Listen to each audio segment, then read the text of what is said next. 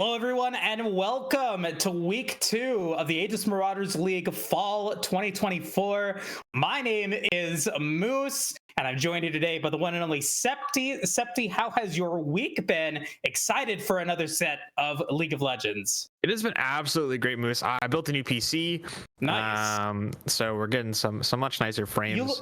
You know, they say that a new PC makes you 15% smarter, and you already look 15% smarter.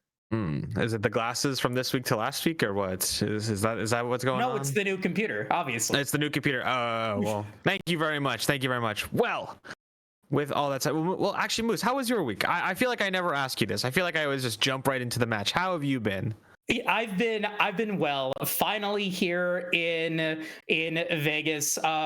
For anyone who doesn't know, the weather in Vegas is very particular. You have your 6 months of summer, your 5 months of winter, and then 2 weeks of spring and 2 weeks of summer, or 2 weeks of spring, 2 weeks of fall. And this week we finally reached our 2 weeks of fall. So great weather to go outside and go walking, things like that. I was watching some championship matches that I missed, and it was a really fun time. It's a really good time here in Vegas. But with that out of the way, let's jump into our week 2 matchup. And for folks that have been part of the AML for a while, you guys are in for a treat. Lane 0 Maelstrom up against Ember Wolves. We'll go over lane 0 first. Arthur, Griffin, Zelius, Bondi, Alive, and Brash. Some of these players I know. A lot of these players familiar with the competitive series here at AML.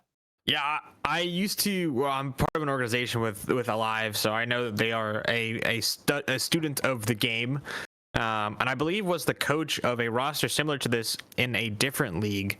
But now seems to have joined up and is going to be playing support for them here. Yeah, I mean, a roster with a lot of chemistry, I'm pretty sure. Last week, they were able to beat Gravity Nebula 2-0. And so they're looking to build on their earlier success so far in the league. And honestly, I don't know if I've seen this league before in the AML, so I'm excited to see what they got. Yeah, I know of Bondi. I worked with Bondi back in Victoria several years ago.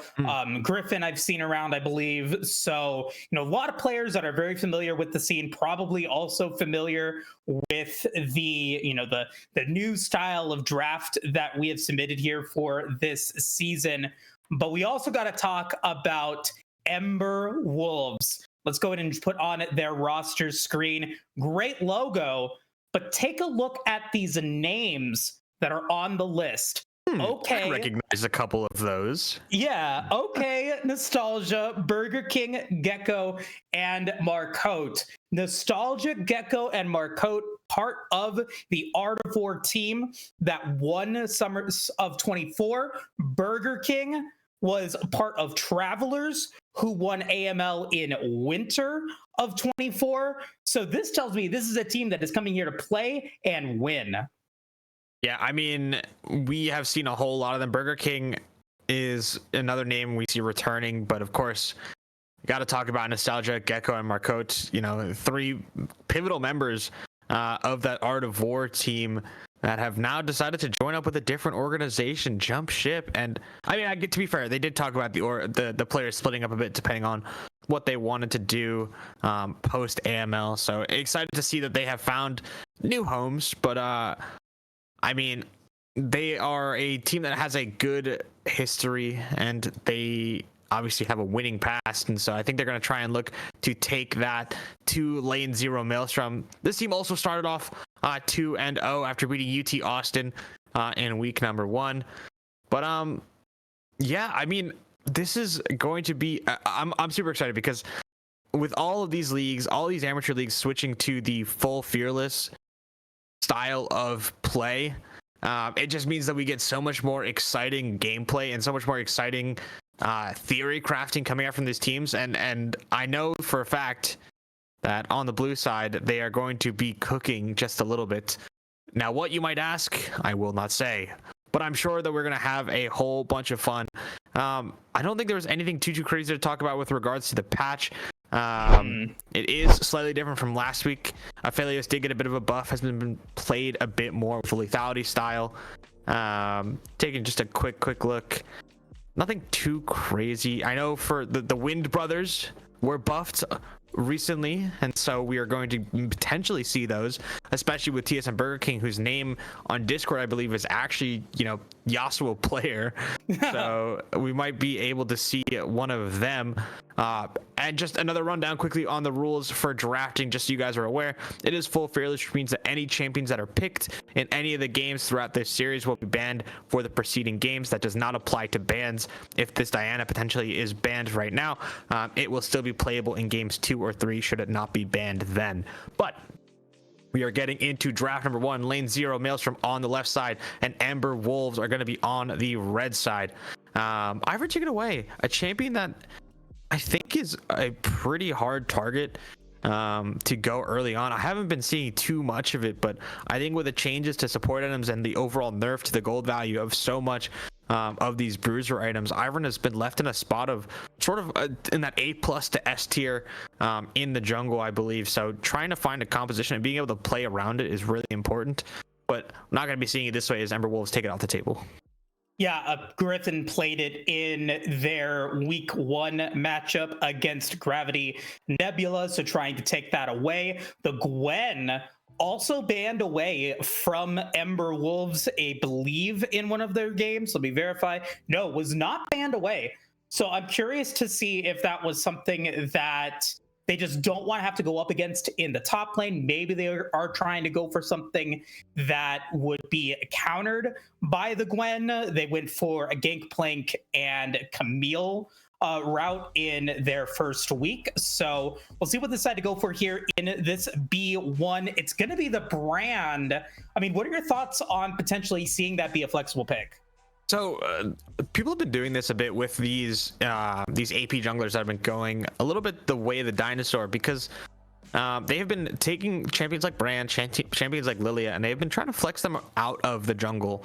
But obviously with the opportunity to still go, it was only, you know, a 5 to 10 per second nerf on these burn items in the jungle, so it still is very playable. But Brand, you know, before they were a jungler, they were a pretty prominent support / AD carry, a decent mid laner if the spot allowed, but Lane 0 have decided to let through a champion that has, I think, been seeing a whole lot of play and a whole lot of presence in Worlds currently. I know they are on a prior patch, but Ashe, one of those champions that have been, you know, pretty much banned through and through, just because the ability to slow and the ability to have that ulti available on such a short cooldown is so important when trying to set up, you know, the rest of your team. And when you have an Ashe in the bot lane, when you have that utility already there, you're able to pick champions like this Viego, champions that are going to be able to actually output the damage and apply pressure on the map with the support that you get from the hawk shots, from the slows, from the crystal arrows.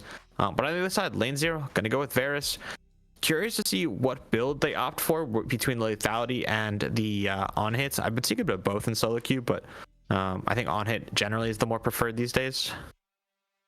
Yeah, and I think we're going to be seeing a more tank style support here from Lane 0. It's what they went with in week 1, and so I'm expecting to see that there. We could potentially see the Thresh, but it is going to be that Nautilus, not played, but was played against them in week 1. And I mean, Varus Nautilus, I think, you know, really good bread and butter. But I want to talk again about the Gecko Marcotte bottom lane, because we saw it a lot in that finals battle that they had. You know, Gecko, regardless of whether they were in the 2v1 or in the 2v2, they were able to find not only getting CS, but also pressuring their lane opponent. And I think Ember Wolves and Marcotte comfortable with, you know, maybe seeing what the final picks are going to be in this draft, and maybe seeing if they're going to be able to roam or not into the mid lane or into those void grubs. Okay is going to be picking up that Rumble,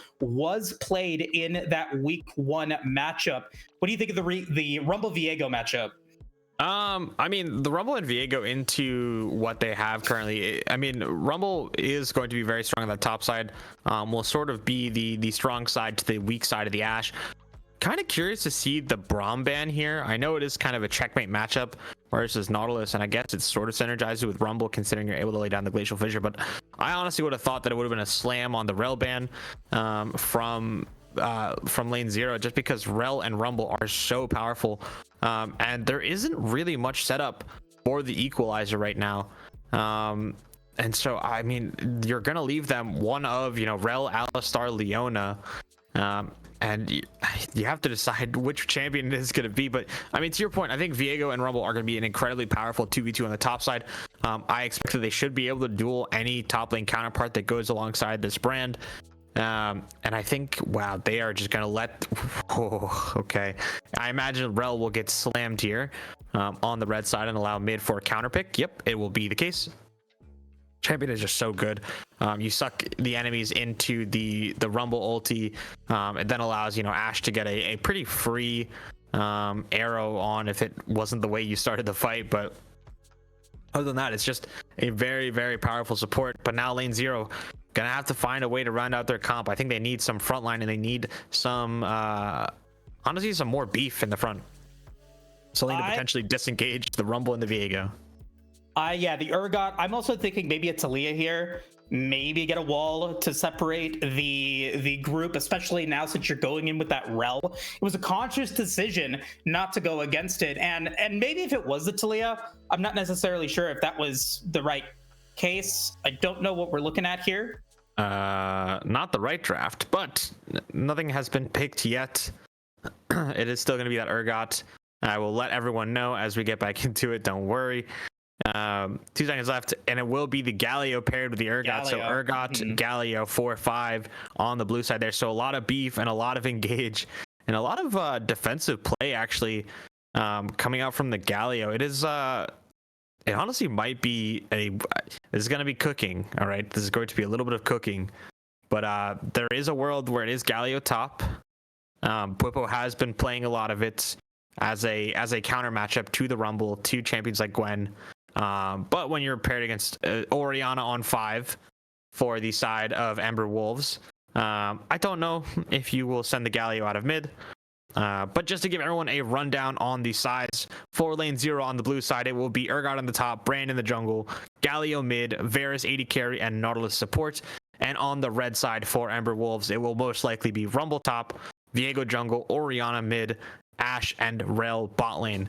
But yeah, I mean, I think on the top side, it is definitely very powerful for the side of Ember Wolves. I think this Rumble champion is just very good. I think Urgot is a decent matchup for it. I'm not sure what direction the Urgot turns the Rumble when they flip them. So we will have to see how that interaction goes as the lane goes on. But if Urgot keeps the Rumble facing him the whole time, it might be a little bit painful with the Flame Splitter. But Ember Wolves, they have a whole lot of wombo combo. They have a whole lot of team fight. And lane 0 is much more of the solo queue comp that has a bunch of members that can pop off here. Either the Urgot can, obliterate the top lane, and if that, happens, it's a problem for Ember Wolves. If the Varus Nautilus win bot lane super hard, it's a problem for Ember Wolves. If the Brand is unpunished in the jungle, is uninvaded, is uninterrupted, that will become a problem as well, because you don't really have anyone to stop the ulti bouncing and the stacks, from stacking onto your team as Ember Wolf. So as you're trying to jump in, Brand just has to press, RE, and your whole team has a bunch of stacks on them from the Rumble, or from the Brand rather. But it's gonna be a micro heavy game, I believe. Yeah, I'm gonna bring up my point. I know some things, not as much as other people, but I do know some things. And when I see this Viego paired with the Rel, my expectation is that very early game, there's going to be pressure on this Brand. We might even be seeing a level 1 invade, force that parallel jungling, or even try to go up against the Brand in the jungle itself. Because like you were talking about, to your point, if Brand gets behind, that is now your only consistent source of AP damage on this team. And if you take that out, all you have to do is stack armor, and it's going to be 30, 35 minutes before Brand is really going to start to become an issue. And with the way that we saw Nostalgia play in their finals matchup in the last season, I expect that we're going to be seeing that could be a different play coming in from Ember Wolves, but that was what I would like to see. Let's go ahead and jump into the Dragon Draft, Septi. We had 2 Ocean Souls in a row. Each of us got a point each, but you won game 2, so I will go first. And I'm feeling spicy today. I'm gonna go with the Hex Soul. All right, statistically, if I don't go for the Ocean Soul, something is wrong in my head. I will take the Ocean Soul, and I'm gonna go with Mountain. That's my other dragon. Alrighty, and I'm gonna take Cloud and Infernal, and I'm gonna leave you with Chemtech. Now, before we jump it off to Septi to talk about one of our sponsors, wasn't asked to say any of this, but I do want to comment on this because I think that it is a big deal. We did receive word earlier today that a team was disqualified after a competitive ruling. That really sucks. I feel bad for the team that didn't get the opportunity to play because a team that was trying to cheat didn't do that. And so just wanted to point that out really quick. Not cool. And Aegis Esports is very reputable with their checks of players and teams. So glad that they were able to get that sorted out very early on in this season. But yeah, sorry, Septi. I just wanted to have that little PSA. No worries at all. No worries at all. I mean, yeah, it is obviously important to us at Aegis to have the highest standard of sportsmanship and fairness for all. But yeah, I mean, I totally agree. It's unfortunate for teams that didn't get to participate, but I imagine that we will have a great rest of the competition going forward. But before we get into the game, we are going to take a quick little break and hear a word from one of our sponsors here at Aegis. We'll be right back. Quick shout out to ProComps, our sponsor and a game changer app for the League community. This isn't just like the other tools. It's your personal draft coach, perfect for both teams and solo players. In fact, you can pair it with any other app you use. ProComps stands out with features like custom champion pools, personalized tier lists, and live draft advice. Think of it as having a virtual coach and a strategy toolkit all in one. They offer real-time champion ban recommendations. They already have over 200,000 downloads and thousands of daily users just like you. ProComps is user-friendly and totally free. It is a no-brainer to at least give it a go. Download ProComps now and you'll experience a whole new level of drafting power in your league games. Go to procomps.gg, download it from Overwolf, or click the panel below on our stream.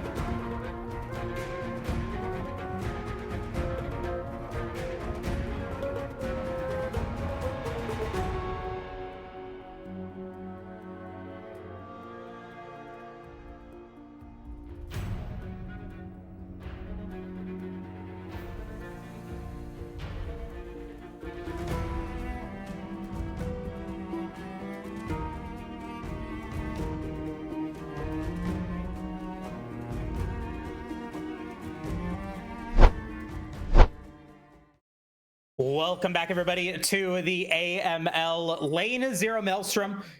Opting to let Marcote's Rel come through. Hold on, we'll see if we're getting a level 1. Griffin not going to get caught. Lots of damage coming in from Griffin there. And a caught out from Burger King. Does not get the flash out of that one, though. But yeah, spicy start to the series. Just a little bit of damage, nothing too crazy.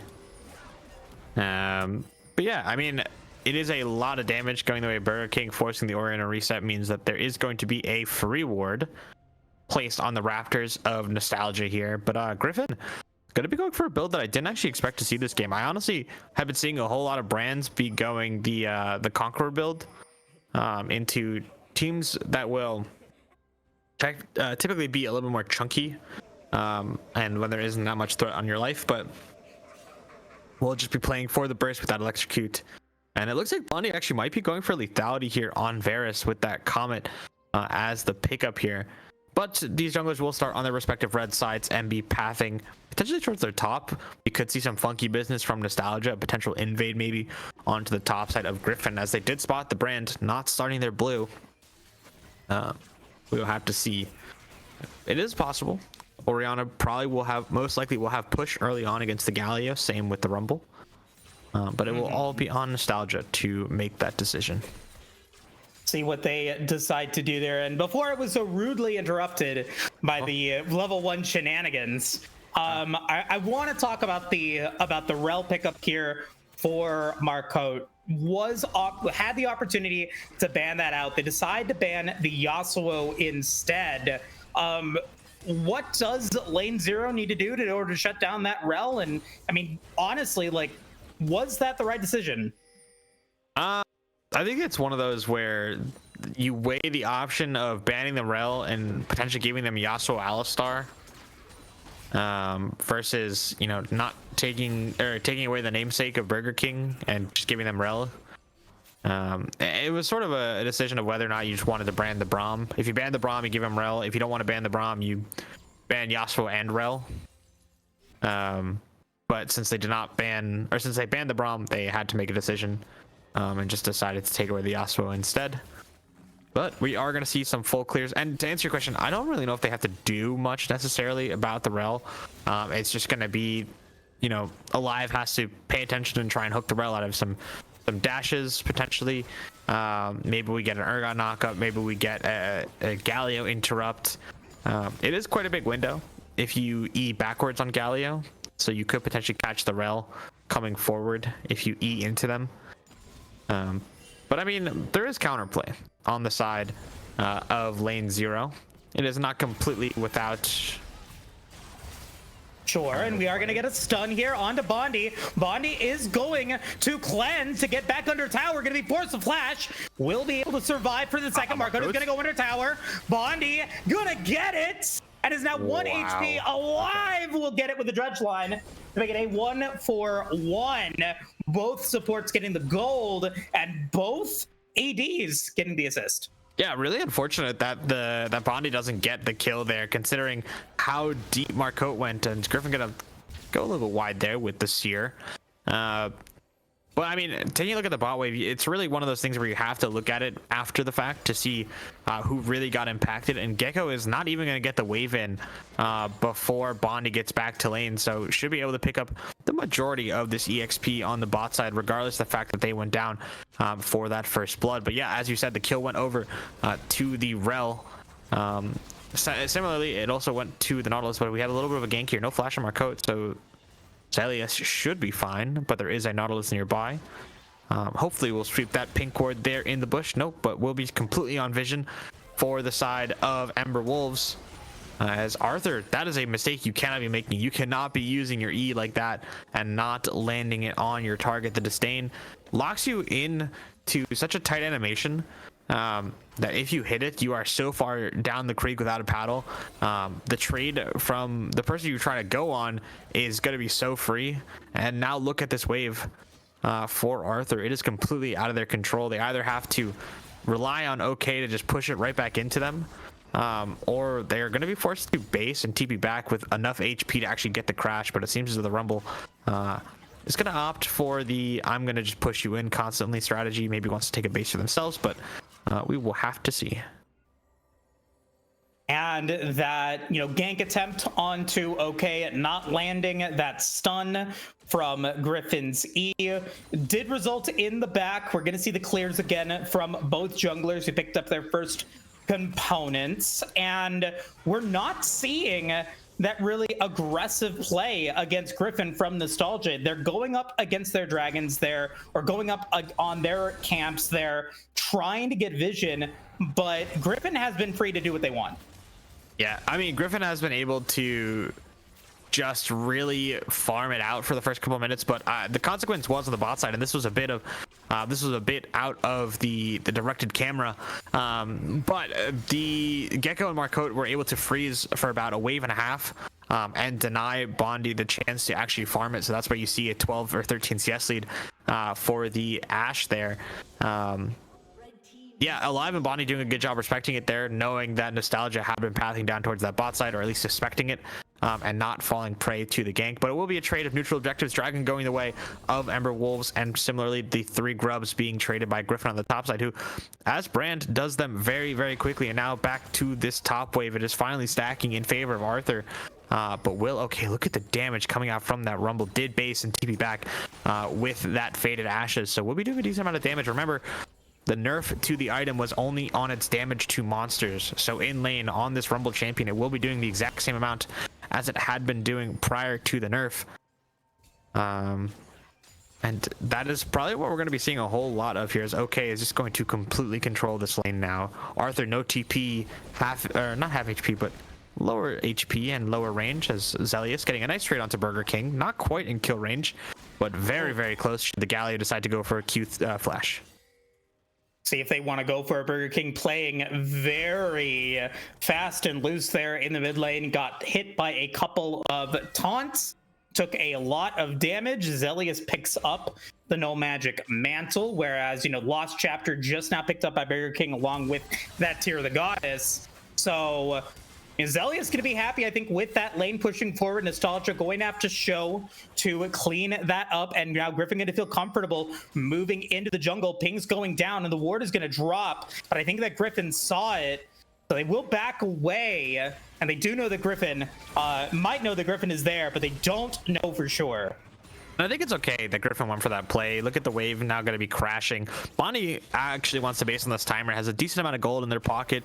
So it was just a good cover from Griffin. There could have been a dive potentially on if no vision of the Brand was there for the side of Ember Wolves. But with Nostalgia coming down, there is no play, but there is a full jungle for the likes of Griffin to go and farm. So nothing really lost, but a couple of seconds from the Brand. We'll have to see in a few minutes time if that makes a difference, because something that I've learned painfully as a jungler is every decision you make cascades into the next one. So that hover on the bot could lead to Brand potentially missing out on a base timer, or missing out on the opportunity to base for their first item, potentially before these next scrubs, which is about when you'd want to be doing it on this Brand. You'd be pretty close to Leandri's at that point. But okay, now with that ward on the blue buff, is going to know where this Brand is. And this is one of those timers that I'm talking about. Potentially, but will not actually go for it, as Galio does have the ulti available. And you were talking about you were just talking about some of those little micro things that come in. Marcote going to be traded out, should be fine though. But yeah, you were talking about those camps maybe being a little bit disjointed there, causing those issues. Zelly is going to be up against Burger King and Nostalgia in the mid lane, going to get a lot of damage against the Galio, forcing out the flash, but Burger King will flash forward themselves and will take 2 charge shots for their effort. Griffin is there, and that is going to give the kill to Bondi, who picks it up. Great charge line from Alive, as the flash forward going to come in along with the depth charge. Okay, very low. Equalizer going to spread everyone out. Okay, going to try to get out, going to land the slow onto Griffin, and is going to try to go for the execute here, or maybe try to escape. I don't think they have the chance to. No, they will instead go for the execute. I think this is going to be execute, though. And they've stalled it out long enough. Yeah, it will be. Denied the gold and the XP on that kill, so okay was... I apologize in advance, is okay dying in that manner after that play, and ultimately it was just a 2-for-1 in favor of in favor of lane 0 as Nostalgia gonna get jumped on by Arthur. No ulti available. Oh Arthur, boy. What? Yeah, Fear Beyond Death not used there, but Flash from Nostalgia used, so it is Flash for Flash. But that pressure is going to be enough for lane 0 Maelstrom to feel confident to go for these Void Grubs, and is going to pick up 5 and going to be able to pick up the 6. Red Drawing going to land along with the Chains of Corruption into the Maelstrom, who does not hit Bondi. Burger King extremely low, going to stay in. Ignite not enough to get Burger King to die. And now Bondi going to be forced to cleanse thanks to Gecko landing that Enchanted Crystal Arrow. Grubs go to lane 0, but Ember Wolves will pick up a kill. Yeah, I mean, Ember Wolves going to be able to get that one, and they're also going to have full control on this wave, so Gecko will actually get to take a base here potentially, or at least have first move towards this bot side with the dragon spawning in 10 seconds time. Zelius is around though, could potentially cancel the bases as they are in the face of this Galio. Marcote should be okay here. Yeah, I mean, Bondi not even thinking about canceling their base there. We'll just go and buy. Does have their first item completed, and critically, Brand not gonna have their first item on this base as Arthur is getting pushed out of this lane more and more. Yes is up 10 CS, but OK is looking so powerful. Burger King, no flash, but the hook going a little bit short there. Dragon is up now and available for the side of lane 0 Maelstrom, but I think Ember Wolves has something to say about it. Shockwave is available. Nostalgia still no flash. Burger King, no flash, gets hooked. Yeah, and now we're going to be engaged potentially upon. Depth charge going to land on a Burger King, but no follow-up there. Stun lands onto Nostalgia. The Shockwave gets flashed away from Griffin, and now we got Zelius potentially in trouble. Going to be not pursued by Nostalgia. Going to be the landing in onto Alive. Alive going to go down, and a nice Soul Steal coming in from Nostalgia, going to be able to avoid the knockup, and will Heartbreaker away from Zelius. A lot of damage on a Griffin. Griffin is now dead after dropping that ultimate. Is it going to be enough for anyone to die? Gecko will fall. The stun's going to land onto Bondi, and Zelius trying to do what they can, but unable to get any more than just one.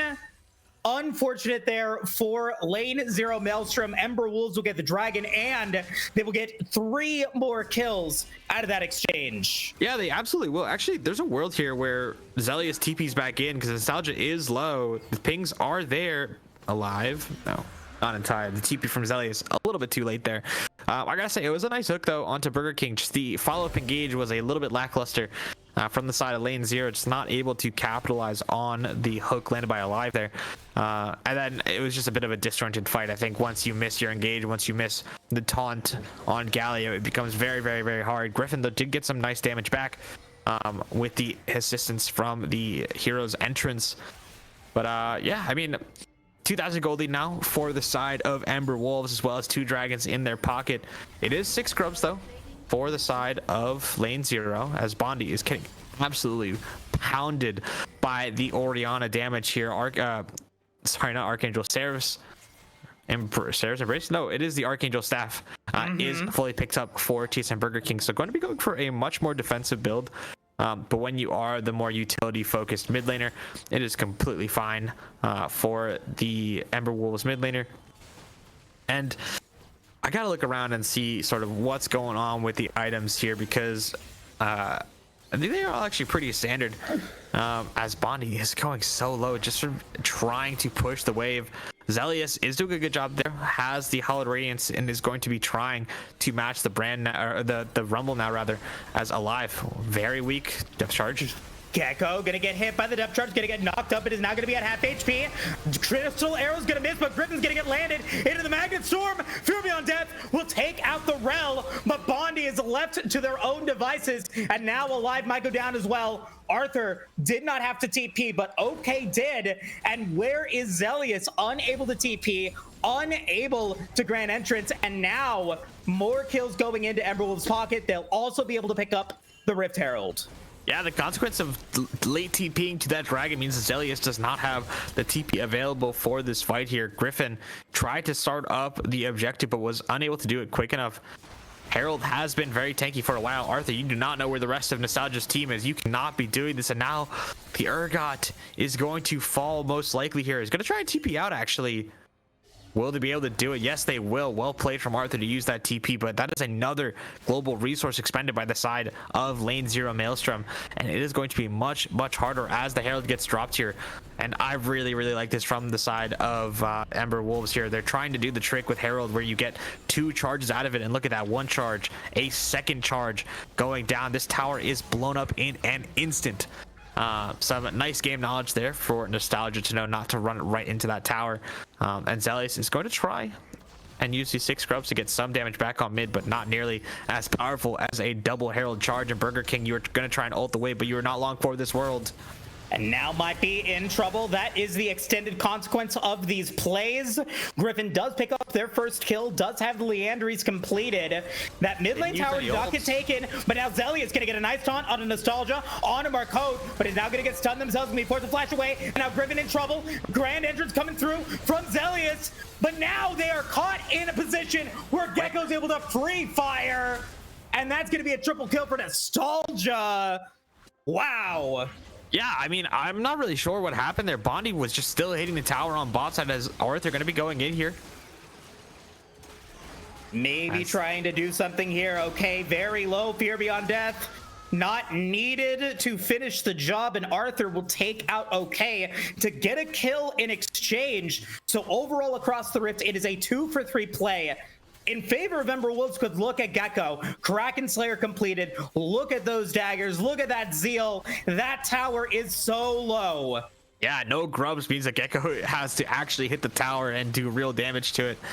Yeah, Fear Beyond Death for Arthur was used, but it was used for nothing more than a slow and a bit of extra damage onto OK. Did not quite get them low fast enough for the execute, but it was for sure a miscommunication on that bot side play there. Bondi was around, and you have to wonder what was going on in the chat, because it seemed as though 3 of the 4 members knew what was going on, and the last one was just trying to take that bot tower before anything happened.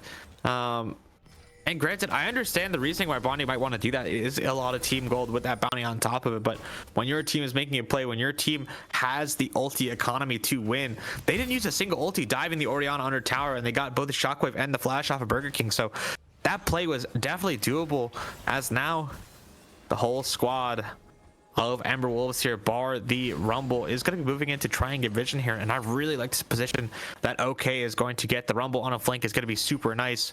Ulti's coming back up for the side of lane 0. But no Ember hero's entrance just yet. Has won 2 fights in a row. A stun lands onto Griffin. Dead before they're able to drop the Pyroclasm. Alive is next. Nostalgia is able to get soul after soul. And now Burger King strong enough to get more damage after more damage. Yes, Arthur will be able to take out Marcote, but this is looking to be an ace here for Ember Wolves, and it is. Ace for Ember Wolves. Great stun onto Griffin. Marcote with a great Magnet Storm. Yeah, great Magnet Storm and great combo coming out from the side of Ember Wolves here. They are going to be able to knock down 2 towers, get their 3rd dragon, and balloon this gold lead to 7,000 before the Baron is even on the map. And oh yeah, it's going to be hard to think about the rest of this game. I think there is still a chance for, you know, for lane 0 to be here as alive. Gonna try and go for it. Does not have the depth charge, but is for sure going to end. Gecko here gets the kill, but no shutdown on that Ashe means that it will only be 300 gold going the way of the Nautilus.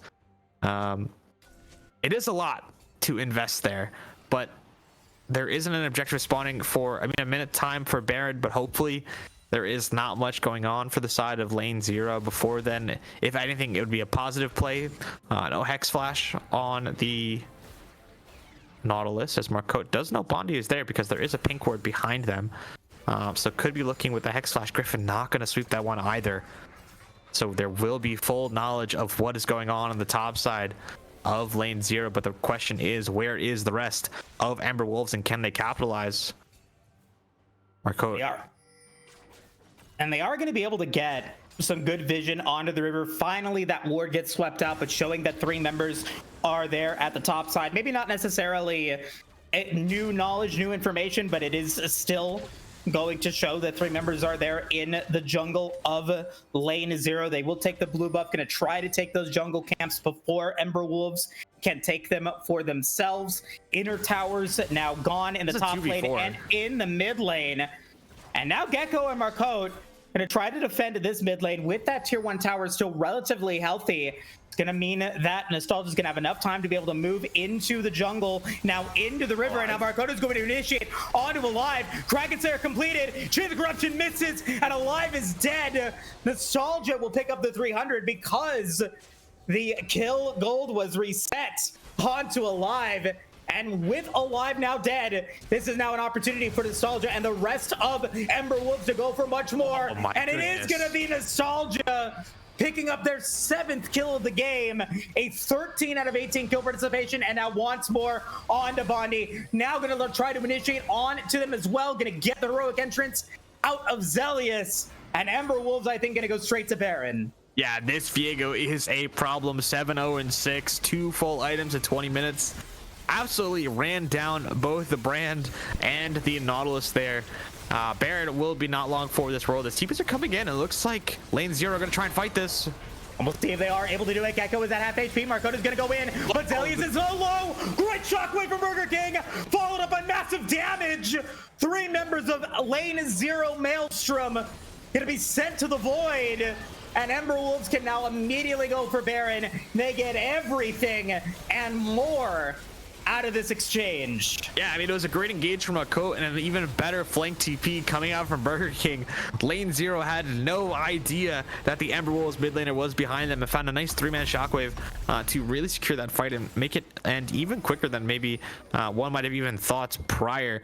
But Baron now going to be warned by the entirety of Ember Wolves, and it looks like they're going to try and run a 4-1 situation, potentially to try and knock down this mid and bot inhib before the Dragon Soul spawns in about a minute and a half. Arrow going out, gonna try and stop the Urgot there. Does hit them, but the buffer is in. But there are members of Ember Wolves charging. Maybe gonna try to get it. Marcotte does not have the Magnet Storm, but this is the stun. Arthur, Shockwave, though, is very much in trouble. Gonna be forced to flash. And now we got Gecko there, gonna be half HP, gonna be very low. Gecko gonna get the shield from Burger King to be able to survive. And Zelius is now coming in out of the back line. Griffin will be able to take 1 kill. Bonnie's gonna be very low. Okay, he's gonna go up against Arthur. Cannot finish it. Heartbreaker going to be used by Nostalgia, and they're going to be able to take out 1. Nostalgia now once more. Going to try to go for the Heartbreaker again. Will Heartbreaker away. Stun does not land on the Bondi, and Marcotte will die. And that's going to be Bondi picking up a kill. And now disaster for Ember Wolves as they go way too far. Makes it a 3-for-3 exchange. And Burger King thanking the lucky stars that they missed that dredge line. But now Nostalgia still 4 HP. Very, very tough to go up against. Can they get more than just this inner tower with 20 seconds remaining until Zelius and Arthur respawn? Yeah, I mean, we'll be up just in time. Only TP on Zelius, though, for the side of lane 0. I have to say, Griffin was doing a lot of damage in these fights with the Leandries and the Rylai's. Should be able to do a decent chunk of damage to every single member of this Ember Wolves side. There is some MR, though, on Nostalgia now, so will not be taking as much damage. But the soul is spawning in 10 seconds time. The waves are so good for the side of Ember Wolves.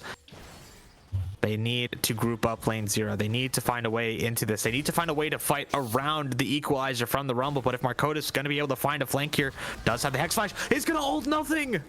Oh boy, and will get some damage in. Onto Alive is going to be forced to flash away. No Hex available. Alive going to die. And that's going to be 2 kills for Ember Wolves. Zelius will give even more gold to Ember Wolves, and Dragon is not even necessary for 4 out of the 5 members, who will go straight towards the bottom inhibitor tower with some of that Baron buff still remaining on them. They will be able to get that down. They might even try to go for an end. Yeah, they're going to be able to get at least the inhib here. Will they be able to go for more? It depends on how confident they are in this. No ulti economy there for the side of Ember Wolves. No, it will just be the bot inhib and the Dragon Soul taken by the red side here in game number 1. They are going to be able to grab most of this bot side jungle, so the CS deficit will increase for Griffin. This Brand not having the best of times here, but the one thing about Brand is that you can get engaged on, press R, E, and still probably get 2 procs of your passive onto someone in the fight. As Nostalgia and Marcotte are going to try and one-shot an unfortunate soul who walks through here. Unfortunately for them, though, all the squishy members of Lane 0 are on the top side of the map, as Bondi is going to be trying to collect any farm that they can. But yeah, I'm trying to look and see if there are any critical items. Or Arthur, they're going to get caught here. Yeah, and I don't know if they're going to be able to get out, gets the extra movement speed. Nostalgia will just pop the Heartbreaker and will get their 11th kill of the contest. Baron not up for another 90 seconds, and so Ember Wolves can go just for these towers. Burger King does have a teleport available if they do want to back and pick something up, go for that Void Staff, potentially. Zillion's going to go in against OK, and I don't know if that is advised. Still not gonna land, but massive damage. Kraken Slayer, Blade of the Ruined King, huge damage coming through as Gecko's gonna wail in onto that inhibitor tower. With a new minion wave coming through, Dredgeline does not come in. Nostalgia gonna get the stun on the Griffin, and that should do it for game number 1 as Ember Wolves have just the better macro game in this first one. Yeah, I mean, well played from start to finish. I think, there weren't really any points that I could pick out as, the nitpicky moments. I think they did a nice job. They were able to stack dragons early. They were able to play away from the power point, which was, I think, this brand. As Marco not even going to die here. Just some great team fighting and some great coordination from the side of Ember Wolves is going to lead them to a swift 27-minute game number 1 victory in week number 2 of the AML. Still undefeated, but will hand Lane 0 their first loss of this fall split. And yeah, I mean, as I was saying, I can't really pick too many holes in what I saw in this game. I think it was a very clean endeavor from this red side here. I think there's a lot of questions for Lane 0 going into game number 2, such as what else do they have that can play like this? What else do they have that can really, work together as this wombo combo factory? Because I mean, we saw it, the Rumble and the Rel were working well together, and that was setting up the Viego. I think the Ashe was able to land a whole bunch of nice ultis and really start the fight for a lot of their teammates rather. And yeah, just taking a look at the gold, there was never a doubt in this game. 17k was the deficit in the end, was the advantage, and the damage graph from this Viego says it all. It was the Viego show in this game number 1. And yeah, I mean, I don't know what game plan you go for, because remember, it is fearless, so none of these champions that were in this game, none of these 10 champions will be in the next game. And I wonder if anyone was hiding anything, if anyone was saving something for game number 2, but Lane 0 have side select, and we're gonna have to see what they got. Yeah, and before we take a dual break, I do want to, talk about the resource management, I think, from Lane 0, because from my observer view, it definitely felt like they maybe had some missed opportunities with their teleports and with their flashes. I go back to the team fight that they had where they go relatively even down at Dragon, and then they try to catch Nostalgia out on the second Dragon. We had Zelius go for that teleport, doesn't get anything out of it, and then because they don't have their ultimate, because they don't have their teleport, they then aren't able to go up to the top side of the rift and go for a play at the Rift Herald. OK was able to teleport in themselves, and now you had this 4v5 situation, and then I think that was starting of the beginning of the end for Lane 0 in game 1. I mean, thoughts on resource management? I mean, I think that they didn't use their ulti economy well enough. I mean, you have 2 super long range ultis in the Hero's Entrance and the Urgot ulti that you can realistically be throwing from a quarter of the map away almost at its max rank. And I feel like we just never saw Nautilus Hook into Galio ulti into Brand ult, which I mean for sure is a little bit hard when you're playing from behind, but it is the angle that you need to use to get yourself back into the game. It is the sharpest point on your knife, as it were. And so not being able to use it or not being able to coordinate it well enough is for sure the reason that we are where we are. But I mean, these are things that as you grow together, as you play together longer, you start to look at more naturally. And And I think, the game was pretty okay for the first, 10, 12 minutes. It was really after that second set of grub sequence, that second dragon, when they tried to go and contest the Herald, is really when it started to fall apart. As you were saying, with the TP from the Galio not being available, it was for sure the point of no return in this game. But I mean, yeah, I think moving into game 2, I think you know what your issues are. I think you know what you should be looking for, and that being the coordination as well as the synergy and the link up. Because they drafted some stuff that works well together. They drafted enough CC, they drafted enough pick to make stuff work, but just could not actually get it to click. They had the puzzle pieces, we're just putting them in the wrong way around. Fair enough. And now Lane Zero Maelstrom knows what they're up against. They're going to get side selection here in game 2. And we'll see what the Fearless draft does for these two teams as we jump into that game in just a few minutes. So don't go anywhere, folks. We'll be right back.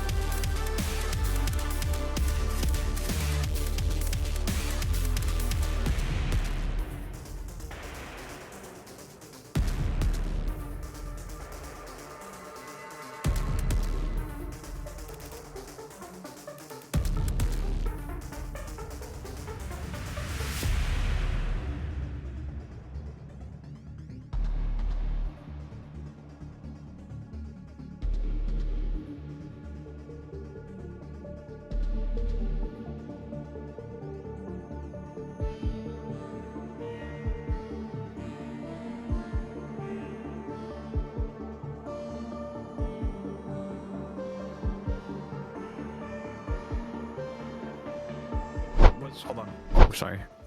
Welcome back, everybody, to the AML. We are just about to get started with game 2 of Lane Zero Maelstrom versus Ember Wolves. And I mean, I gotta, point out, I think really the power of Gecko and Marcotte in the bottom lane really was a pressure point for Lane Zero to go up against. And one of the more interesting things about that game was we saw Alive go for that kill against Gecko and didn't even get a or get a shutdown, just that 300 gold because Gecko had 17 assists in that game. And so just really impressive stuff from Gecko, trying to make sure that the wealth is shared across the team. Yeah, the supportive Ashe is, still playing the 80 carry role, so it's still going to get targeted by the most over the top of pieces of engage. But yeah, I mean, we saw the trickle of that after, Nautilus then got caught in mid by the Ashe arrow for not having flash available. So we saw the result of that play. Yes, it was 300 gold, but then it was quickly 300 gold and a lot more pressure going back the way of Ember Wolves. And we are quickly into the second game draft. Yone gonna get taken away by lane 0 on the red side. Still very, very, very powerful on this patch, although Ember Wolves going to be sticking to their guns so far. Did skip the Hui ban. Curious if that means that they're going to leave it up, or if they just forgot what order they wanted to do it in. But lane 0 are going to keep the same bans for the time being. Nothing new going into the game. I'm trying to think what you would do with counterpick if you're lane 0 here, because you picked Galio into Orianna, which is a totally fine matchup. And I wonder if that just means that Burger King prefers to play just safe mages regardless of matchup. I remember some LPL tops would do that with tanks, where they would go to R5, guarantee the matchup wasn't completely awful, and then still pick Ornn just because it was a very solid top laner, and their team wanted to play away from them anyway, so they would just guarantee the pick was safe. Yeah. Away from them. But yeah, Hui gonna get banned. Gwen potentially gonna get banned as well. Was banned by lane 0 last game too. Yeah, so banned staying the exact same. We are just swapping sides. Yeah, and this is Ember Wolves potentially hovering that Kai'Sa. Lane 0 played the Kai'Sa in their game 2, week 1 against Gravity Nebula, and with Ashe already taken, this is going to mean that we're going to be seeing Lane 0 on a new champion here for week 3. And so I think Ember Wolves capitalizing on that fearless draft, making Bondi go for something that they haven't played yet, and maybe kind of pinching that pool here in game 2. I'm gonna get picked up here. I'm not too sure how it goes. It is, Kai'Sa does definitely signify generally that the team wants to play dive. It is very early for Xayah, I feel, because all of a sudden they can just start playing zone control champions. You could start playing your Syndras, you can start playing the likes of I don't know, maybe like a Poppy and Alistar, something that can really start to zone you a bit more, because then Xayah cannot really play. Yes, it is Xayah Rakan. I don't know how I feel about it. It is strong. I don't think I've seen it very often over the past year as a competition, so I don't really know what Ember Wolves might want to play into it. It must just be a lane 0 comfort pick that they got from scrims or something like that. I'm changing my prediction. I think it's gonna be Leona. I think it's gonna be Leona. I honestly wouldn't be surprised if it's some kind of range champion, potentially like a Renata or even a Soraka. Of course you're right, but yeah, I'm being hopeful here that it would be something different. Leona gonna get locked in. It is very powerful. It is very good into Rakan, because you can buffer the stun as Rakan comes flying in. If you're fast enough. Gnar actually going to be the hover here for Ember Wolves, a champion that we've been seeing a decent amount of in the top side. It is very safe. It is also very split heavy and provides a decent amount of CC once you start team fighting with the rest of your teammates. So we'll have to see now if lane 0 want to match the Gnar, or if they want to desync what the picks are in this first phase. Camille is up, Irelia is up. I think both champions that are very good. Renekton is up. If you wanted the Gragas, was banned away. No, but it will be potentially that Syndra locked in. Very, very, very powerful in the mid lane right now, especially with that burst build where people are going Ludens into Storm Surge. But yeah, Syndra gonna get locked in. It is gonna be desynced, so we will have to see what the ban changes are gonna be for the second phase. Yeah, and we're gonna have to put a pin on that because I do want to talk about this decision from Lane Zero to go for the desynced draft here, Septi. So we'll talk about that after the draft. Yasuo is gonna get taken away. Diana already taken away, so I'm a little bit. I don't know if that was necessarily needed, but taking that away from Burger King, that is a champion that he's very familiar with, could still potentially go for some other knockups, especially since you've got the Gnar coming through. Shen gonna be taken away themselves, worried about those global ultimates up there in the top side, potentially signaling that they might try to go for something more really heavy hitting that can benefit Dragon Lane. I have to say the Shen ban is interesting. Yes, you want the global, but I don't know if you're too worried about it because they have already picked a whole lot of value for the Xayah. It was kind of an okay pick when it was just Kai'Sa, but then you lock in two champions that are really hard focused on going in. So I guess Lane Zero mind controlled them into making the Xayah more valuable in this game state. But yeah, I mean, Xayah with cleanse until Leona should be absolutely free for the Lane Zero bot lane. Greg is going to get locked or banned away again by the side of Ember Wolves, not wanting to play against that, I imagine, in the top side. So we'll have to see what they decide to do with it here. I imagine it will be jungle for the side of Lane Zero here. Given that they have a Syndra, I feel like Xin Zhao would be very good here. I think Jarvan will be very good. But we're going to go for the top lane pick here. Gangplank going to get locked in against the Gnar. I don't know how I feel about this. I'm pretty sure Gnar has a very good matchup into Gangplank just because you have the ranged autos that can auto the barrels down before Gangplank can even really contest them. But it has to be a comfort thing for the side of Lane Zero. Arthur on that Urgot had a fairly normal lane. Wasn't a fairly bad matchup with the Rumble, but was able to stomach that one. But now we'll be locking the Gangplank into Gnar. Lilia going to get picked up now by Amber Wolves, which signals to me that maybe we got a Tristana mid, because it was banned away last game. We'll see what they decide to go for here.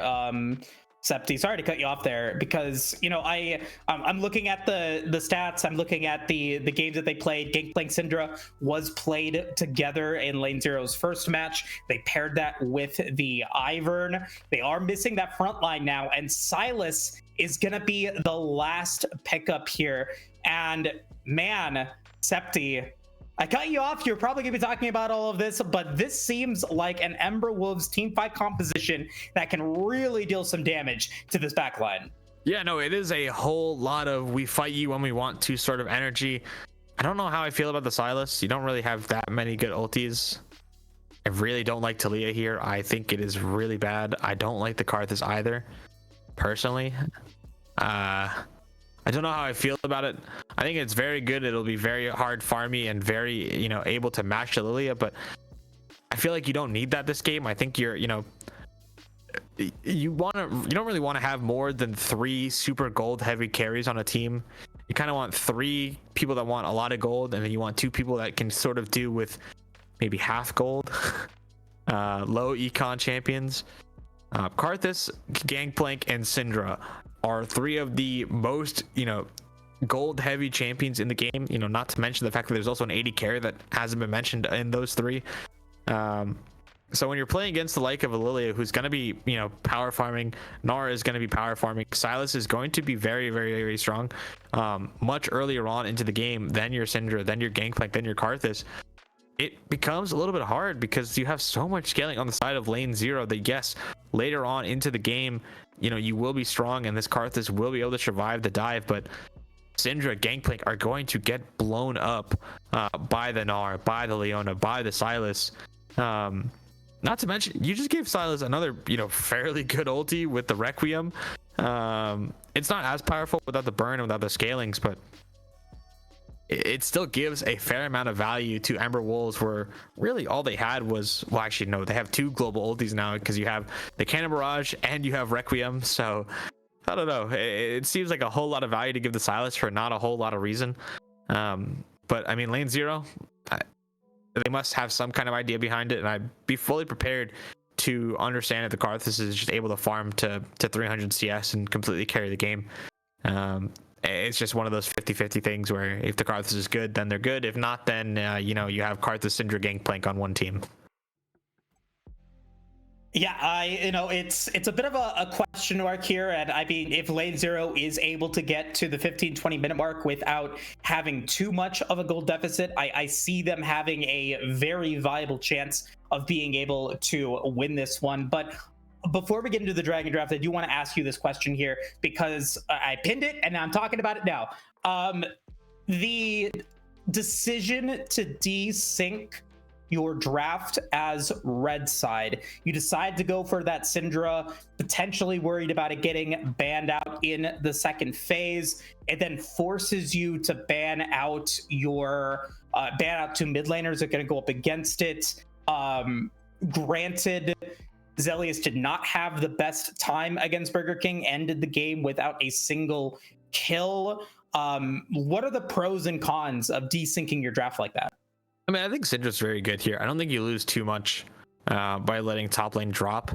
Okay. I think that's one of those where you have one or two mid lane champions you want into what they have, and your top is like, I have 4 options that I can pick from.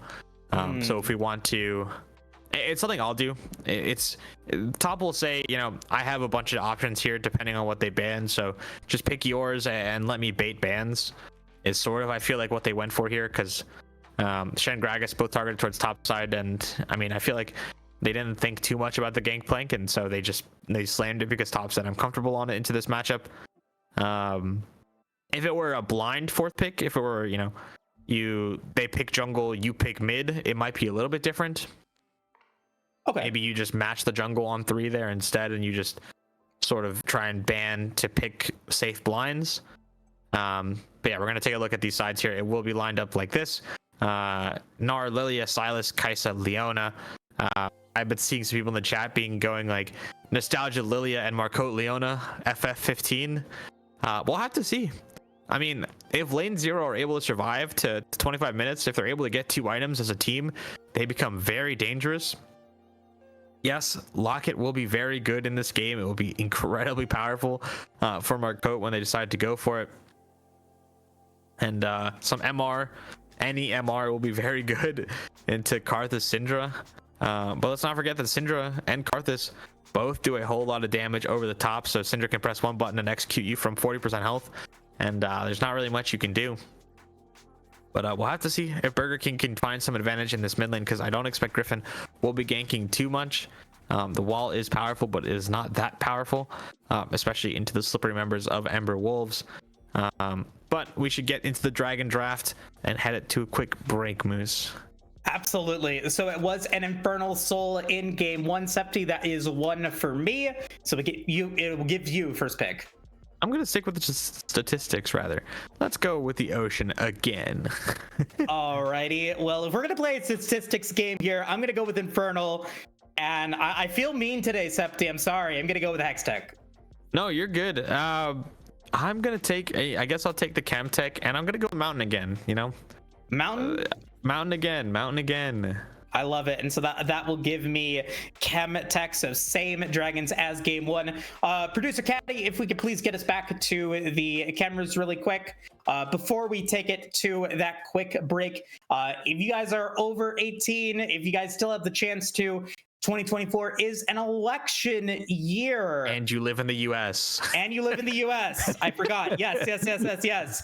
And you live in the US. 2024 is an election year. Make your voices heard. You can go to vote.gov, vote.com to register to vote if you are still able to.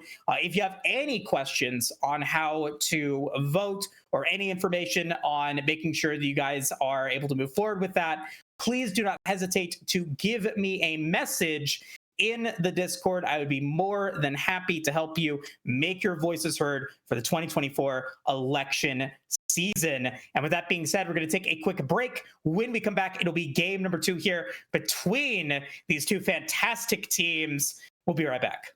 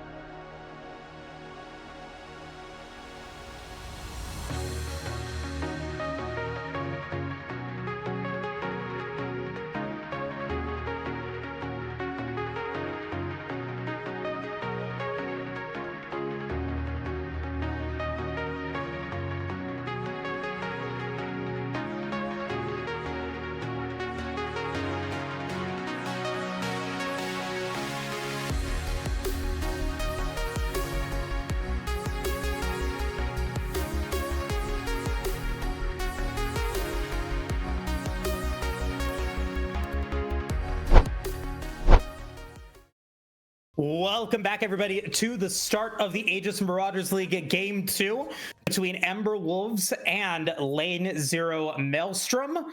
And now going back to Game 1, I am firmly under the belief that it was those little itty-bitty macro plays that Ember Wolves were able to make an advantage of Lane 0 that gave them the win. And that's really exhausting to be able to keep track of all of those, micro things that then result in those plays. How do you keep track of that? It's just good warding, taking the opportunities when you are able to, when you're able to actually get the wave push, when you're able to have that timer to base. It's on the supports and the top laners to really try and find those timers to get wards on camps that otherwise might be more difficult. These early wards are also important onto the first camps, as they are able to spot out the initial pathing of a jungler, which can then inform you later on as to the whereabouts of the enemy jungler. And Bonding Alive gonna try and potentially go for a bit of a cheeky start here. Not gonna find any pressure really, as Burger King getting a nice amount of trade with that electric, but will get autoed back by both the minions and Zelius. And both junglers again gonna be starting on their respective red sides. As there's gonna be that warding there. Alive gonna go in, gonna be able to land the stun. Ignite is available for both Marcote and Alive, but the stun is going to land again onto Alive, who's going to be forced to flash away, but that final tick will do it. Ignite will finish the job, and Marcote will get first blood for the second time in this series. Unfortunate that the kill goes to Marcote. Flash was used by Gecko, though, so we'll still be able to threaten them later on in that bot side. But yeah, Alive was just trying to get that extra auto onto Gecko, not really thinking that it could be turned on them. But yeah, we'll go down first blood, as you said, going the way of Marcote. So Ignite used, but Flash is traded by the support and AD carry of the respective teams. I wasn't really thinking about talking about the Xayah Rakan level 1, because I feel like it's been so long since that duo has the combination has been viable. To those of you who don't know what I'm talking about, Xayah and Rakan have bonuses. Whoa, a lot of damage, and Alive's going to be able to get the knock up in onto Gecko. Bondi going to be able to get a good amount of damage in response. And so that turret damage could force Lane 0, or could allow Lane 0 to move forward. That Zenith line doesn't land. Bondi picks up the cannon minion. Good lane management coming in from Lane 0 in the early stages. Yeah, for those of you that don't know what I'm talking about, Xayah and Rakan will give each other bonuses when they press their respective Ws. Xayah, I believe, gives Rakan attack speed, and I think Rakan's W will give her movement speed, if I'm not mistaken. Maybe I'm wrong. Maybe it's just Xayah will give Rakan attack speed, or sorry, movement speed. Anyway, junglers will finish their camps. Karthus will not be going for the bot crab, thinking that one is going to be contested by Nostalgia, and so the power of the early wards is going to outplay Griffin just a little bit. Force instead, hold on. They're gonna get a knock up again on to Marcote. Bondi gonna be very low. Flash Roar gonna come in from Marcote, and now that's gonna be a kill here for Alive, who does not give that kill over to Bondi. Bondi does die, and that kill goes over to Gecko. So bit of mismanagement, I think, coming in from Lane 0. Yeah, I think it would have been hard to give that kill over to the Xayah, because the Ignite was ticking onto Marcote, so it probably would have gone the way of the Rakan anyway, so just guaranteeing it. But yeah, very bloody early game on the bot side here. Already a 900 gold. He does okay, gonna jump in here. Does land the Q.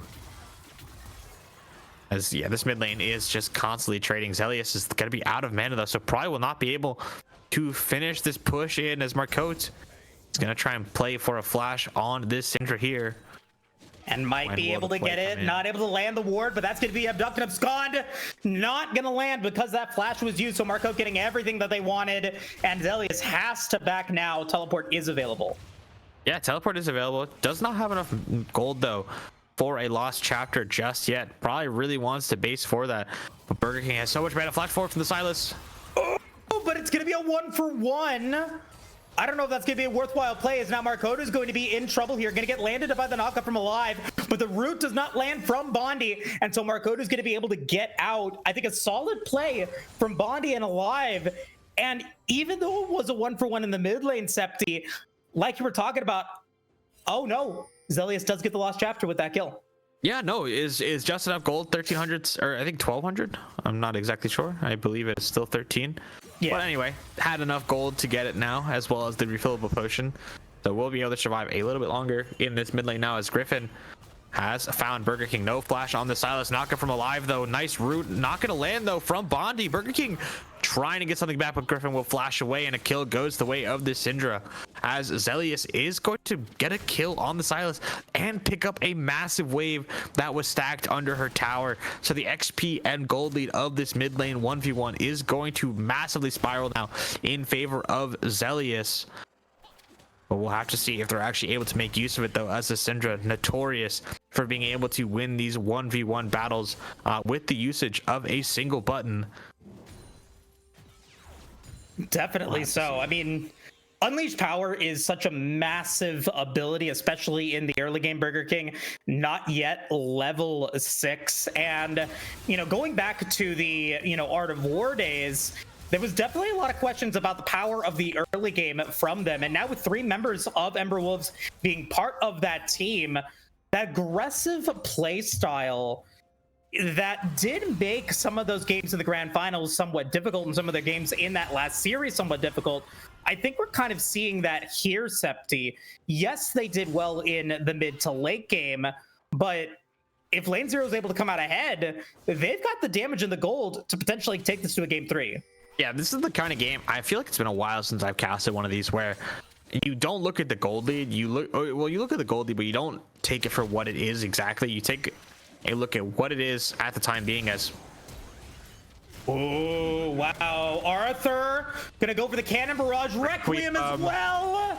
Oh, it's enough. Oh my god. That is enough for Griffin to get their first kill, and OK is gonna be sent to the Shadow Realm. Ember Wolves will be able to take the dragon, but Arthur's going to be able to push this wave in. No need for the overkill there from Griffin, just able to get enough with the first strike damage.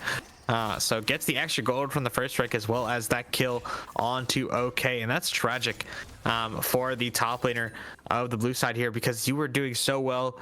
Arthur with a nice flash, with a nice turn, not able to find enough damage off the rip there, but the Requiem, as you said, came over the top just enough to knock down the Gnar. And now this card, this is up and rolling, does have 2 stacks on that Darksteel, is 400 gold up on their lane opponent in the Lilia. And I want to talk about the mid, because I'm just going to say it here. It's about a 500 gold lead for the lane 0 mid laner here, but has not been able to base with it. So yes, has all of that gold lead, but it does not exist currently on the map. As taking a look at the items real quick, nothing too crazy. No one has finished anything so far in this game. I feel like it's much more reserved from the game number 1, Moose. Just both these teams trying to make sure whatever they do, it is only a positive play for them. Aggressive laning as well, coming in from lane 0 Maelstrom in the mid lane. Zelius delaying their back to be able to get a minion wave forward. Doesn't get a turret plate, but does force Burger King to, you know, try to push that wave back over to LZM's side. And Bondi and Alive forces Gecko out of lane. They pick up their static shiv, but pick up 2 turret plates in exchange. Despite that, however, because of that kill advantage, Gecko is still going to have a slight item advantage, picking up that static shiv. And Bondi is going to miss out on a small minion wave in the bottom lane. So, you know, aggressive laning coming in the bottom lane for LZM. Now let's take a look here at Ember Wolves trying to go up against Griffin. Griffin knows they're dead. Requiem.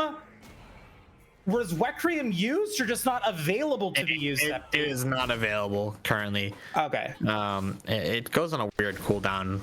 As OK, gonna jump in here. Does not quite have the mega yet. Arthur come through. Arthur gonna be very low. Does get the cure scurvy, but Nostalgia will pick up their second kill of the game. And now Marauder is gonna be seen up against Zelius and Alive. That stun is going to land, as well as that solar flare. And this is exactly what Ember Wolves wanted. They get much more than they asked for in this exchange. Great Unleashed Power, great Scout of the Week to be able to take out OK. But Nostalgia's gonna be able to go into Achilles 3. Feather's gonna fly. Bondi will take out Gecko in the duel. What a crazy game 2 here, Septi. Yeah, I mean, we talked about lane 0 bit off more than they can chew. Critically though, Bondi able to get a trade kill on that bot side despite the item discrepancy. And the combat summoner discrepancy as well. The W, the Praise Seeker going wide from Gecko, just not able to finish the kill. But yeah, Nostalgia was able to hold on to the Lilting Lullaby that entire time when battling Arthur. That once alive and Zelius tried to come to the party, there was nothing left for them to do but fall asleep and fall prey to the prancing deer. Goldie now still dead even. But as the Gangplank starts to scale through this game, that gold lead, despite it looking even, will mostly just be shaded towards the Gangplank as this champion does create artificial gold for themselves here. As okay now, gonna jump on the Gangplank here, no flash. Our coach trying to be able to use that Cure Scurvy, but the rune is gonna land, and that's gonna be an easy kill. Not checking your warding in the bottom lane, or in the bottom brush there in the river, is going to give another kill here over to Ember Wolves. That will give them the slight gold advantage. But not only do they have a slight gold advantage, Septi, they were able to take the first dragon and all 6 Void Grubs. A bit of a tax that LZM has to pay for Griffin being a Karthus. Yeah, Requiem from Burger King gonna get used though, as Zelius now is gonna try and turn it on the favor. Requiem from the real Karthus is gonna come down and knock down the Silas there. Third death for the Ember Wolves mid laner, and another kill going the way of Griffin.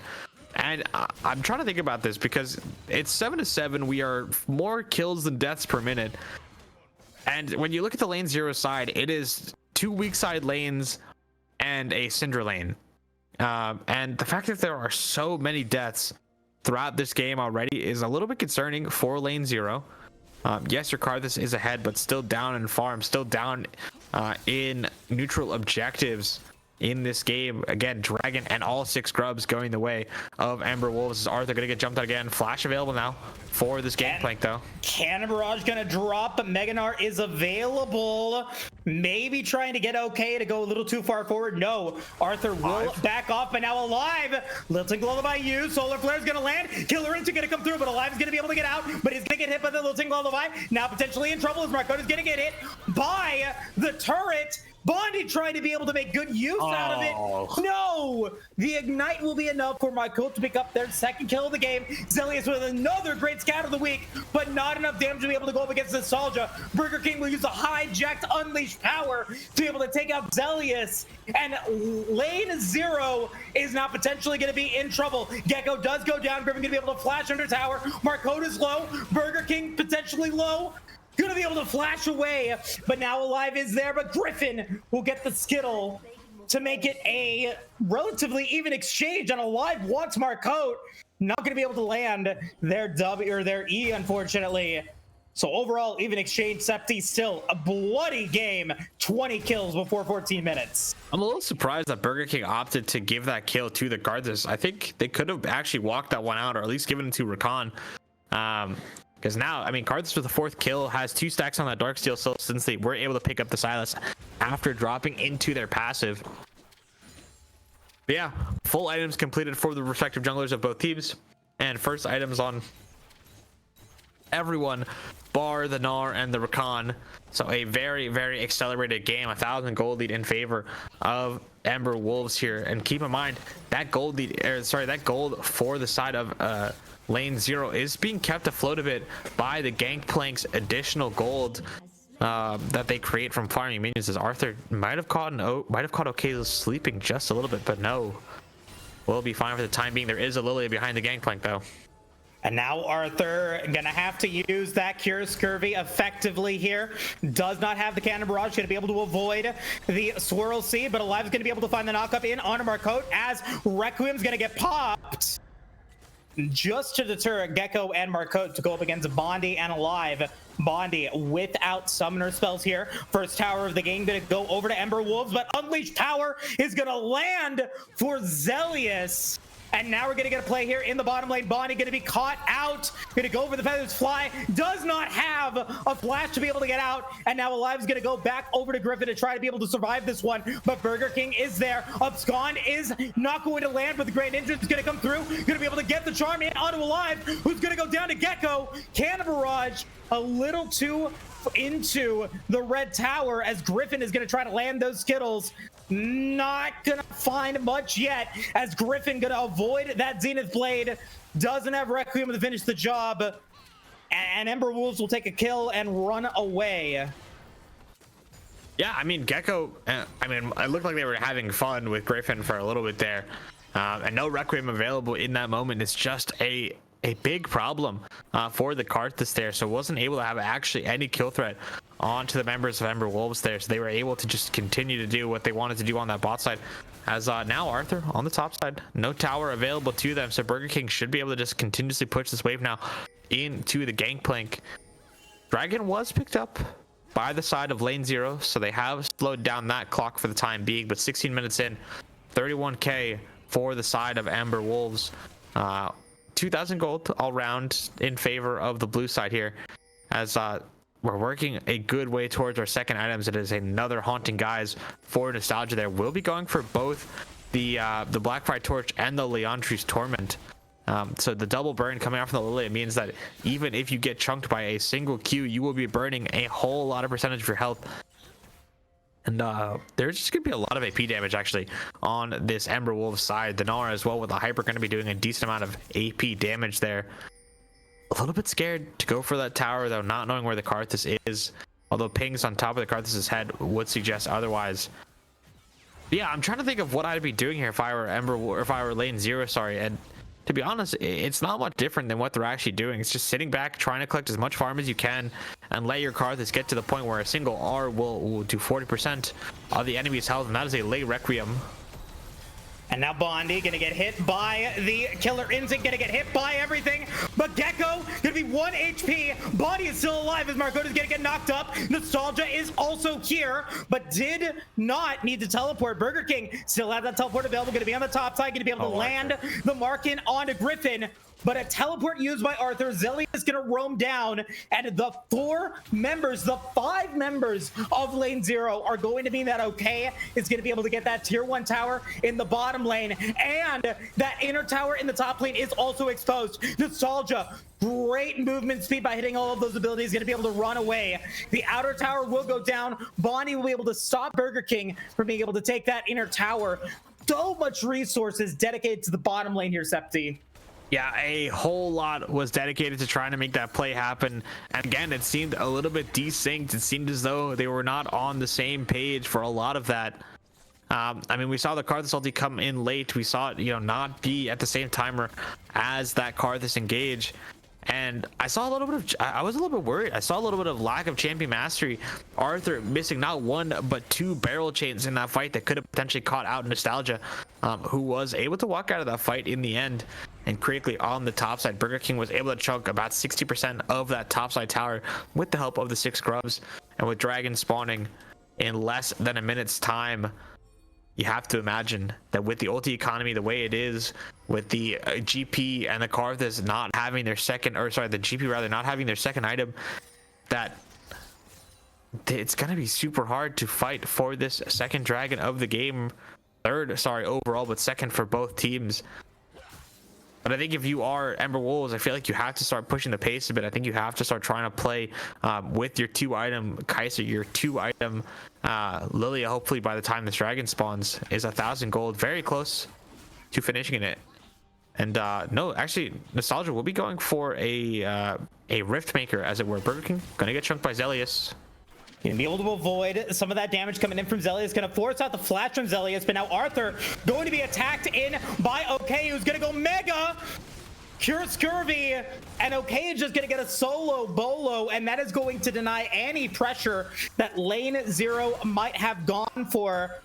And Arthur had that counter pick against the Gnar, and OK is absolutely dominating. 1-2, even in CS. Arthur 0 and 3. at this point in the contest. Yeah, 2 items of the Gangplank, not the end of the world, will eventually do damage. Same with the Karthus, same with the Syndra. They just have to get 2 eventually, is the problem, as Burger King gonna get a whole bunch of damage taken from them. Actually, I think was pretty close to being in range of an ulti there from Zelius. And critically though, this Syndra did not opt for the Storm Surge build, went for the Shadow Flame second, as top tier 2 is going to go down for OK. So a lot of gold in this Gnar's pocket, currently 2,000 gold ahead of their counterpart in the Gangplank, as Alive. Now we have Alive gonna go for the grand entrance. The grand entrance gets Marcote, gonna go for the heroics, and will be able to finish the job against Marcote. Bondi will pick up their 3rd kill. Gonna try to provide a little bit more AD damage. The Griffin's gonna get chunked away. Alive is gonna flash forward. Losing Lullaby lands. And it's going to be a 1-for-1 as Burger King is going to teleport in. Going to be able to land the charm of the grand entrance from Burger King. Not going to be able to take out Griffin, who will be able to get that shutdown. And now Lane Zero having control of this game with 4 members alive, Baron up, and an opportunity to try to get some money back into their pocket. Yeah, if that fight had happened, I think about 3 seconds earlier, OK would have still had Mega, would have still had the Gnar available to them. But timed out just as they jumped in. And also Nostalgic got really aggressive there with the ulti. Instead, got completely popped while waiting for the Sleepy to pop on a couple members. TP though behind. And now we got to play here in onto Barney and Arthur. Marcote is going to get that aftershock damage in onto Bondi. Bondi going to be able to avoid the boomerang from OK, but the Killer Instinct will be able to take out Bondi. Arthur going to be able to flash away, going to get a nice cannon barrage from damage in onto OK, onto Gecko. Zelius does not have the unleashed powers. Alive's going to try to be able to keep Zelius alive. You need to keep that Syndra up, and they will be able to stay alive in this one. Bondi does pick up the Infinity Edge, but is not going to be up for another 23 seconds, and the pings are going to Baron. Ember Wolves with the health advantages here at this moment. All in all, not the worst trade, though. I don't think this Baron is really doable. TP coming in from Zelius does have the Unleashed power available in a few seconds time. Alive as well with the quickness. Double TP now as Arthur and Zelius decide to join. Bondi is up, but the Baron will go down. And it will be purple now, warned by the side of Ember Wolves. And there's nothing, not a single thing for the side of Lane Zero to trade on the map. Look at the waves. The waves are not far enough forward. The members do not have TP to, go to this bot side, try and chunk the bot tower. There is nothing for this red side to do other than watch them take the Baron and walk away with it. And I've been a little bit more critical this season of teams and players going for plays that don't necessarily work. I really liked that play from Lane Zero. Just a couple of seconds late, that could have gone so well into their flavor. Ember Wolves went for a risky play. It pays off for them, and they've increased their gold lead. And like you said, they are wearing purple. I mean, do you agree with me? Do you think that was a decent play from Lane Zero? Just didn't work out in this moment? I think Griffin has to be a lot more bold there if they're even going to try and go for that play. That's a 4v5. You're never going to get Bondi in that play, so you need your Karthus to die in a place where, you're doing a whole lot of damage. They're already low, the majority of this Ember Wolf side. They're down to, 60%, 50% health. So Karthus, even without the Requiem, should be able to just be in the middle of the fight, where if they want to keep hitting Baron, they have to keep hitting, they have to keep standing in the Karthus E, in the Karthus passive. And then, you have Zelius there who has the Unleashed power. You have Alive who's there with the quickness and the grand entrance. And you just have to trust that your team is able to do it. I know you have 10 stacks on your Darksteel. I know as Karthus, you feel like you can do more being up and alive, but your passive is what makes this champion OP. The fact that you're able to get jumped on by the entirety of a team and still deal out damage. Arthur, you need to kill the wave. Stop trying to hit the Gnar. Let the Gnar kill. Oh, okay. If you're in a situation like that, kill the wave so the tower starts hitting the person who's hitting it. Because look at the damage that GP did to Gnar. If the tower starts hitting, if the wave is dead, you can really start chunking the Gnar, and also you can slow down the push. But now you have no tower to defend your inhib, and the other side is getting pushed in.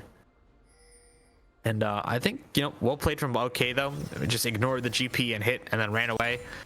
Is exactly what you want to be doing when you have Triforce, when you have Sterix, and when you now have a Wit's End to add on top of all of that. Critically though, taking a little check-in on the items though. It is 3 items for the AD carry and top laner of this Ember Wolf side. Zone use as well available for, or at least stopwatch available for Nostalgia here on this Lilia. So should be able to go for a crazy flash sleep arm guard for this dragon. I don't imagine there will be a contest though, as lane 0 will just be looking to collect their waves. And as I said before, try and inch ever closer to that inevitability that the Karthus and the Gangplank and the Syndra will just one-shot someone and solo win you a fight just by existing. And they're getting a little bit frisky here, trying to contest this bot side jungle. Oh, Solar Flare does not land. Great scout of the week coming in from Zelius. We're going to get land with a charm. Oh, no! The jungle will be lane 0's demise. The Requiem, though, gonna be able to give 2 kills for lane 0. Can Arthur get any more here? Nostalgia and Marauder are very low. Arthur does have the ability to potentially go against. Okay, no, not gonna be able to do so. 25 seconds remaining until Zelius and Bondi respond. That is an ouch moment for lane 0. I don't think that that's how they wanted this game to end. I don't think it'll end here. I think they will go for the double inhib. I think Zelius spawning in 10 seconds time has the unleashed power. Was just absolutely one shot there. It actually might just be one inhib, as a lot of people are in danger of dying. There is actually a TP ward behind if Zelius wants to go for it, but don't like the look, especially considering they're not forced to walk out that way. Well played though from the Ember Wolves side. They're able to get that inhib. They're able to collect a nice fight win and survive, you know, what could have been a disastrous play. We saw Arthur and Griffin start to come into their own a little bit. The GP was doing a whole bunch of damage. Had they been able to land a crit with the 20%, or sorry, 25% that they have available to them, it could really, really be disastrous, as there is not a whole lot of armor on the carries of this Ember Wolf side. No armor, in fact, on Silas. No armor on Kaisa. No armor on the Gnar. As Arthur now, I think it jumped in on by Burger King. Arthur gonna be okay. Does have Cannon Barrage. Burger King gonna get caught out. That is their 7th death here in game 2. Arthur does not have level 2 boots. Has just been trying to go for those items as much as possible. Gonna try to go for those Mercury treads, I assume. But with Burger King dead for another 30 seconds, does have TP available. Baron up in 30 seconds time now, or in 53 seconds time now.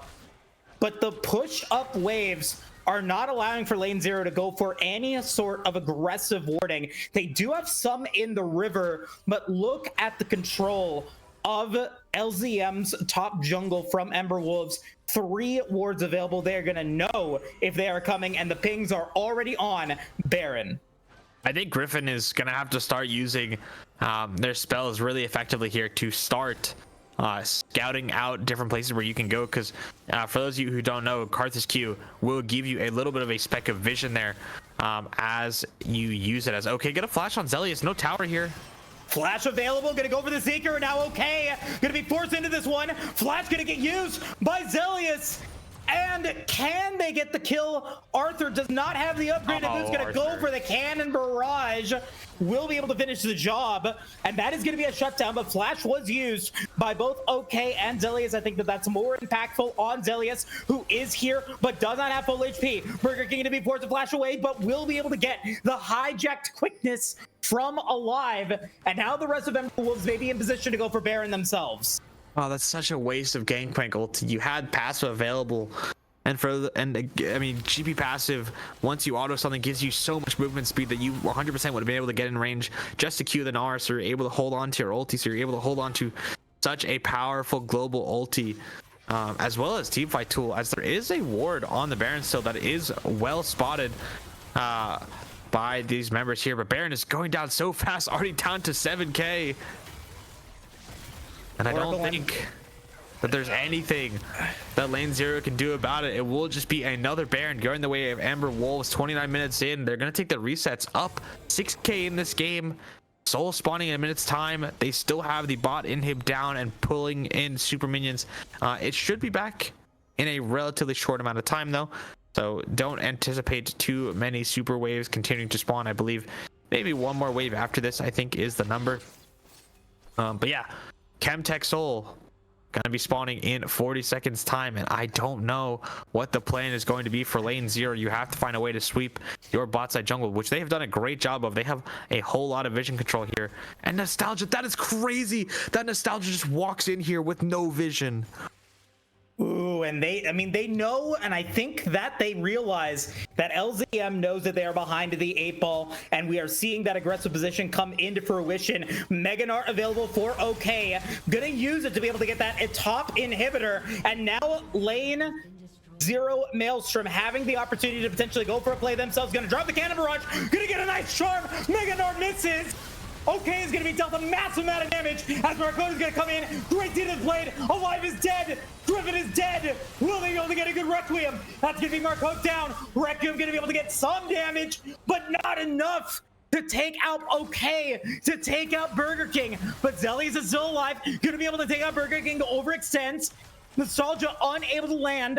Damage in onto Zelius, who is still alive, but OK is going to be able to teleport in, and LZM is going to have all of their fate in the hands of Zelius, who needs to survive and keep this alive for LZM. Can they do it? 1 tower is down, 2 towers is down. Zelius needs to take out Gecko, but they're unable to do it. Ember Wolves will win game 2. 31-minute banger. But ultimately, Ember Wolves will go 2-0 in this series against lane 0 Maelstrom. What a game. Super bloody, Septi. 46 kills. Yeah, I mean, it was pretty slow to start, and then all of a sudden it just took off like a rocket ship. This Karth is doing so much damage, but that's sort of what Karthus does. You die, you press R, you do 3,000 damage for the fun of it. I think it was, really well played by OK on this Gnar. I think that is really pivotal, the way that they played out the matchup. You see the gangplank damage very similar to the Gnar, but just the impact of being able to win in the side lane, to also have the massive teamfight AoE that the Gnar does tend to have. And then on the bot side, your Zaya Rakan did not start out the game well, died and gave first blood, yes, to the Leona, but still, that is pressure, that is summoner spells. And that is, overall morale in the game. They were able to claw back a little bit. Yes, you always have the win condition of Karthus Gangplank, but eventually never came. You gave up too much too early on in the game. I think I gotta be honest, it's a little bit brutal for me to say this. I think if you're Burger King, you were thanking your lucky stars that your bot lane and your top and jungle smurfed this game. Because yeah, you got a kill onto Syndra. You traded kills early on, but I mean, your side lanes did a really, really nice job. And sure, yeah, you found some nice plays on the side. I think the Silas was able to make use of the side lane pressure that they had a whole lot. And I'm seeing the coffee pasta, sorry. And was still able to, have an impact on the map, and you pull the pressure of those lane 0 members. But in the end, just a good team win for the side of Ember Wolves, and something you can look back and be happy on going into week number 3.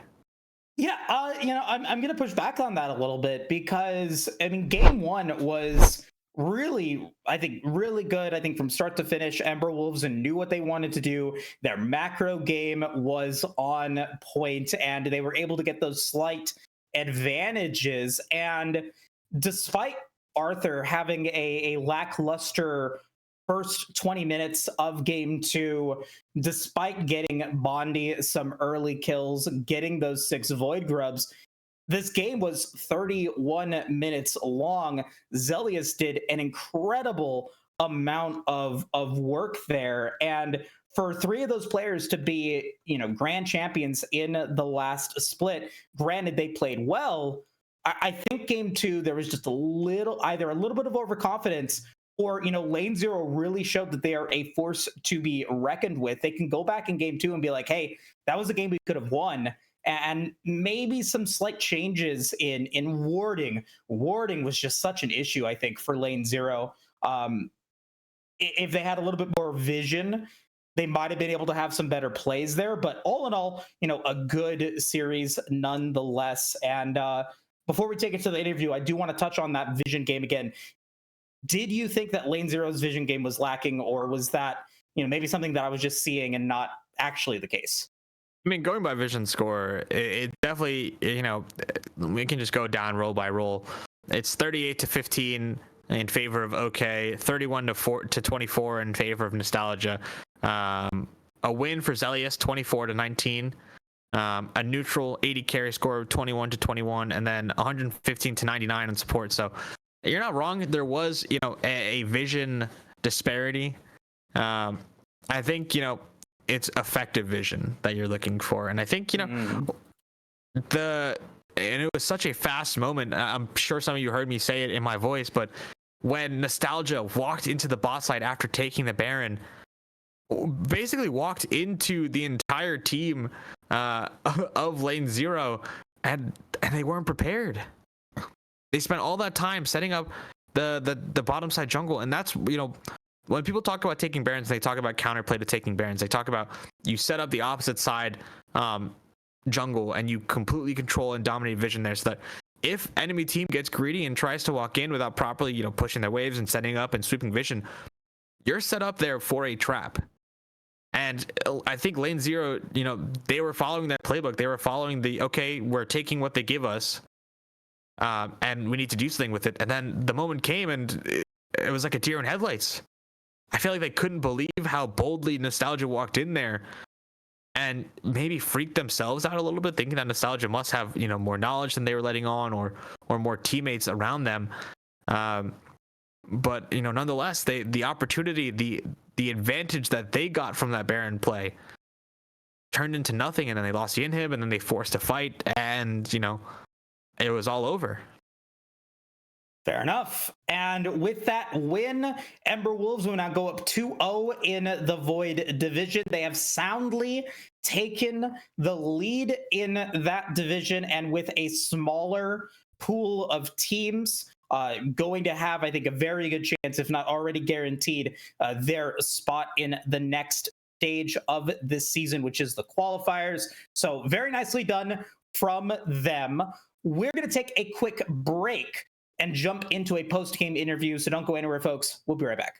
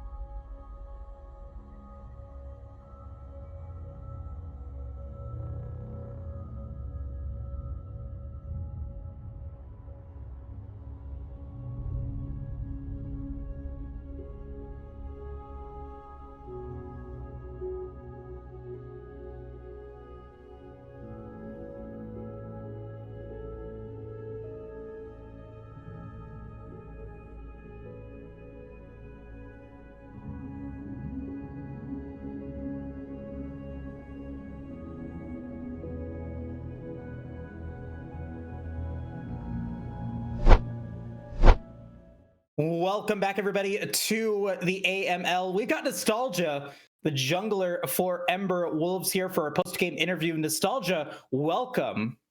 Hello, hello.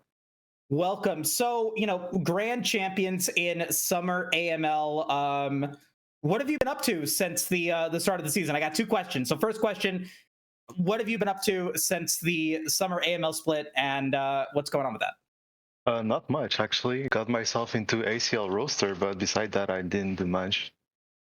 Okay, fair enough. Well, glad to have you back for sure. Yeah, I remember you talking about that. But yeah, glad to have you back. So let's jump into the series itself. Game one, in the jungle, you're going up against Griffin's brand. You pick Viego. My initial expectation that you guys were going to go more aggressive against the brand and maybe try to stop them from being able to get some of their early camps, maybe go for a 3-camp clear. You decide to play a little bit more passively. What was the decision making behind that? Usually I tend to get I'm pretty good at keeping tempo and being really high tempo. So I was thinking about just farming and taking objective and team fights, which is kind of what we did, and we were pretty good at taking team fights, I would say. For sure. Yeah, I mean, I think you guys were very, very, very good at taking team fights, and I think we talked about it a little bit on the cast, but Moose continually brought up the vision control. Can you, as a jungler, tell or give us your opinion on sort of what kind of vision control matters to you the most, and sort of what allows you as a team to control the vision as well as you guys do? Well, most of the time we just, the thing we do the most is we take waves, we push out waves, and we make sure that if they walk into jungle on those waves, they get instantly killed, right? So we just shove mid, top, and bot most of the time, or just mid and bot, and we can walk into jungle, set up vision, and then establish dominance. Fair enough. Yeah, I mean, I walk in, you're able to collapse on them because you can see them the whole time, and yeah, it makes sense to me. But yeah, so you guys move on to 4-0 in the Void division. And before I talk about your group, I'm gonna probe you with two more questions before I hand it back to Moose. Can you talk about what it's like? I know you said you got yourself onto an ACL roster in the offseason a bit, but what does it mean for you to be back playing with your former teammates in Gecko and Marcotte for another split? And what sort of aspirations do the three of you have moving on to this Ember Wolf squad? Well, it's like going to school, right? I mean, you go because you have to, right? It's like playing with Gecko and Marcotte. It's like you have to play. Fair enough. But they're like children. You have to hold their hand because they're old. As the jungler in the room, I guess that makes sense to me. Do you guys have the same aspirations? How has it been adapting to your new top and mid? I mean, we kind of fit together. The top laner is a old friend that I used to play with before, and mid lane is Burger King. He's kind of chill. Fair enough. Before I hand it back to Moose, can you give me a quick read on the rest of your group and any matchups you might be worried about? You've already taken down University of Texas at Arlington in your group, and I believe next week you guys play. It is Gentle Hearts Gaming Arceus. Are you guys worried about anyone in your group, or are you guys sort of just coasting until playoffs? I think we're fine. We're not that stressed, but we think that Gentle Hearts is a really good game. But I think as long as Burger King is winning mid, we should be fine. No more Silas, yeah? Oh, no more Silas. All right. Oh, no more Silas for sure. Yep, the Silas is gonna sink in this river. Fair enough. In the nicest way.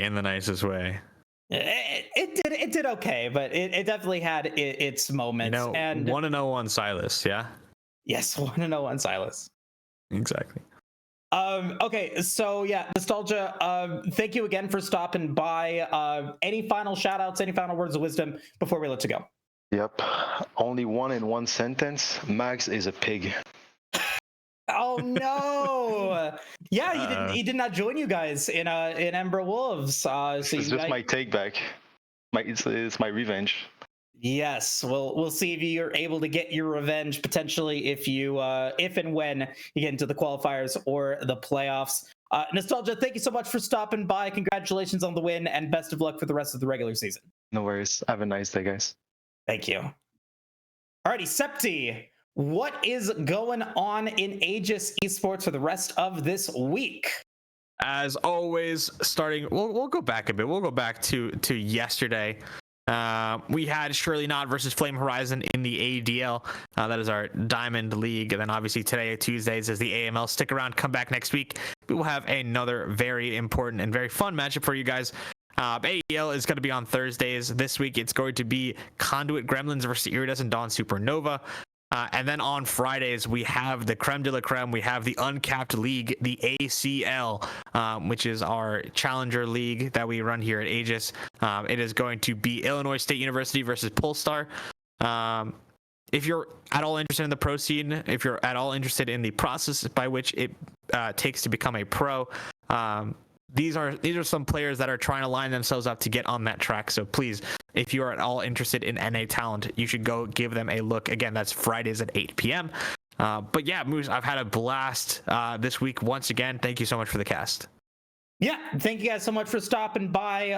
Last PSA, if you guys are affected by Hurricanes Helene and Milton, hope you guys are staying safe, and hopefully you guys are well. Other than that, shout out to Caddy, our producer behind the scenes, making sure that everything is running smoothly.